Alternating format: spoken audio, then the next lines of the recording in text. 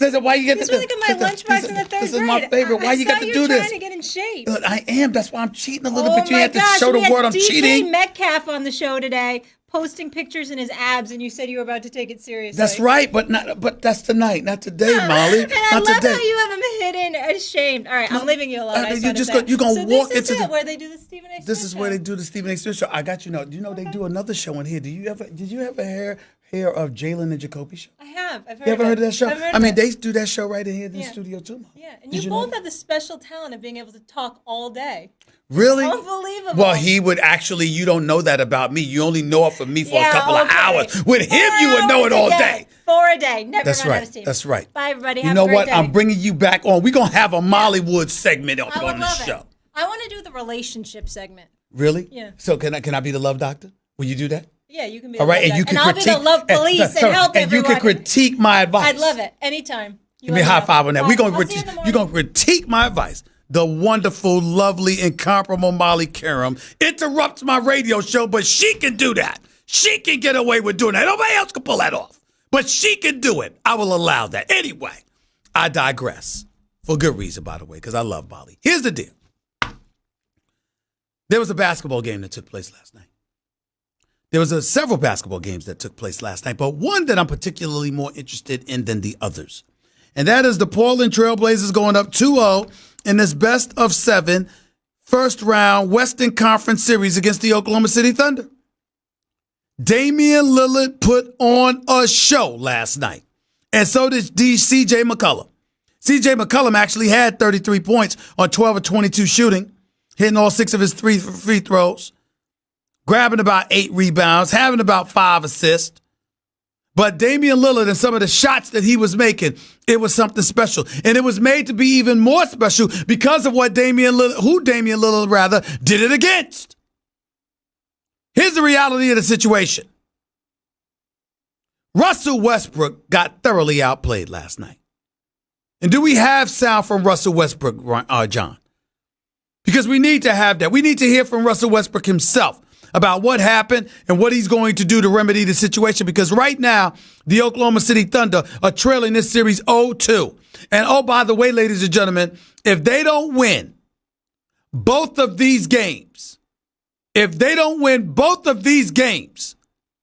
Oklahoma City Thunder are going home in 5 games.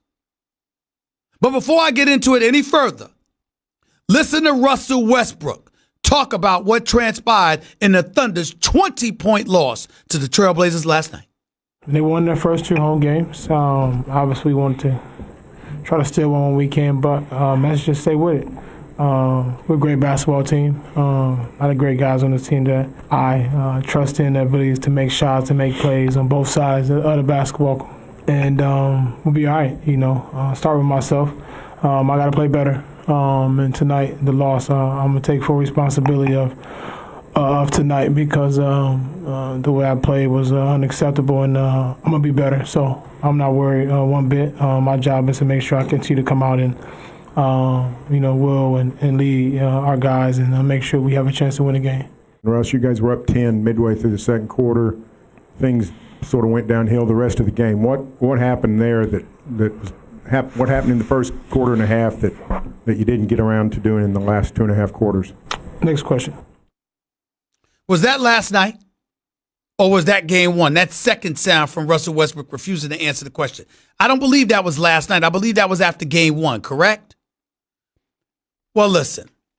I personally think that any basketball-related question they should answer, but clearly Russell Westbrook appears to have a problem with a particular reporter asking the question. And that had a lot to do with his no comments. It wasn't like he went up on the podium and was saying no comment to everyone, according to what I was told. It was no comment to a particular reporter. Nevertheless, here's what it comes down to. Damian Lillard put on the show. Had 29 last night, 10 of 21 shooting, 4 of 8 from three-point range, step back 3 over Raymond Felton, pulled up from 30 over Russell Westbrook. I mean, Damian Lillard put on a show, put on an absolute show. Having said all of that, here's the deal. Damian Lillard, is it not time to recognize that this man may be first-team All-NBA, even ahead of Steph? I'm not saying he's better than Steph. I'm not saying I'd rather have him than Steph. That's not what I'm saying, because Steph is something special, meaning Steph Curry. I'm not saying that. But what I am saying is, based on this year's level of production, when you consider what Damian Lillard has been working with, and when you consider what Steph Curry has been working with, when you consider the fact that Damian Lillard has missed 24 games in 7 years, he's played 96% of the games that he's been available for the Portland Trailblazers in his career. This dude has been a workhorse. He's been he produces. He's averaging 26 and 7. He led Portland to 53 victories this year. It's just undeniable what we're seeing from Damian Lillard. And based on what we're seeing, is it not time to start talking about him as first team All-NBA for this particular season? Not saying he's better. Not saying you'd rather have him over Steph or whatever. I'm saying, is it not time to recognize that he may have had the best season of any point guard in the NBA this year? Is it not time to recognize that? Because I think it is. I think we have to do that. Damian Lillard led the Portland Trailblazers 53 wins. CJ McCollum was out for a little while. Nurkic is out for the rest of the season. What do you have? You got Maurice Harkless, Al-Farouq Aminu, Enes Kanter, Rodney Hood, Evan Turner, Seth Curry, Myers Leonard. I mean, what the hell is Damian Lillard playing with? No disrespect to any of those guys. I mean, his brother's going out there night in, night out and getting it done. And I think when you look at it from that perspective, you simply can't ignore what we're seeing before our very eyes, what's transpiring as we speak. Somehow, some way, at some point, we're going to have to stand up and pay attention. Because this is what Damian Lillard is bringing to the table. Now, it doesn't help that you've been swept and been bounced out the last 2 years. That doesn't help. But we never expected but so much from Portland anyway. We expect them to make the playoffs, and then we expect them to go home. But Damian Lillard, after the way they got bounced out by the Pelicans in last year's postseason, speaking to him, interviewing him last week, this brother like, yo, I went home and watched film. Sometimes it's got to be downs before there are ups. And you got to pay attention to what you may have done wrong. And he talked about how he was being double teamed and triple teamed and being trapped, and how it wasn't just about Drew Holiday guarding him one-on-one last year. And he talked about what it was a surprise to him and how he didn't expect it, even though this is his 5th consecutive year in the postseason. He talked about all of these things and how he would be ready. And sure enough, he is ready. And he's balling. And we have to look at it from the perspective that now we're going to have to take this a little bit more seriously on 2 fronts. Number 1, the ascension of Damian Lillard. And number 2, the potential demise of Russell Westbrook. Now, I believe in Russell Westbrook. I think Russell Westbrook is a superstar. I think he's the most athletic point guard we've ever seen in NBA history. I think he's an athletic freak of nature. His speed, his agility, his athleticism, he's unstoppable. He can do what he wants to do outside of hitting threes. But it's undeniable what's taking place in this series. In this series, Russell Westbrook is shooting 10% from three-point range, 1 for 10. In this series, he's just not playing well. Guarded by Damian Lillard directly last night, he shot 3 of 13 from the field during the times that Lillard was guarding him. 3 for 13 with 4 turnovers. These are just things we can't ignore any longer. Plus, him and Damian Lillard compete against one another on the court. They're in each other's faces. I don't know them personally to know whether they really, really like or dislike one another. I just know how it appears on the basketball court. And they go at it with each other because Damian ain't backing down and Russell ain't backing down. And so now that you've got a situation where Damian Lillard spent game 2 giving them the business, Russell Westbrook has to respond. Now, he did last year when he went up against Ricky Rubio. The problem is Damian Lillard ain't no Ricky Rubio. That's a different animal that we're talking about with Damian Lillard. And now we've got to sit up there and turn our attention to Russell Westbrook for this reason. Since Kevin Durant left, You've gone home in the first round both years. Now, going home in the first round 2 years ago, that meant nothing. You still got league MVP. Damn it, you deserved it. You were Herculean. You were phenomenal. And you had no help, even though Victor Oladipo was your teammate. And we didn't know that Victor Oladipo was what we've learned he is. And by the way, blessings to him, wishing him nothing but a speedy and full recovery, because Victor Oladipo is something special. But we didn't know that when he was in Oklahoma City. We just knew he was good. But you went home in the first round. And then last year, you lost to Utah with Paul George. You lost to Utah with Paul George. And then last night, Paul George shows up, hit us 11 and 20 shots. Finishes with 27 points. Played a really good game. But you didn't. And so now we have to look at Russell Westbrook with a different kind of vision. We got to start asking ourselves, if you're Russell Westbrook, what do you have to do? We got to start asking ourselves, if you're Russell Westbrook, what do you truly deserve? Kyrie Irving has a title. Russell Westbrook does not. Steph Curry has a title. Russell Westbrook does not. Better team, sure. But once upon a time, Russell Westbrook, albeit when he was younger, still had James Harden, Serge Ibaka, Reggie Jackson, and Kevin Durant, all on the same team. He did go to the finals, lost to Miami, did go to the Western Conference Finals up 3-1 before losing to Golden State the year that LeBron beat Golden State in 7 games after being given that stimulus package by the league when they suspended Draymond Green for that bogus kick in Game 4 after getting knocked to the floor by LeBron. Either way you slice it, Russell Westbrook has had opportunities. And we're talking about a guy universally recognized as a star in this league, a superstar talent in this league. And it's his team. And ever since he's been the number one guy officially, they haven't gotten out of the first round. If that doesn't change, how do we start talking about Russell Westbrook?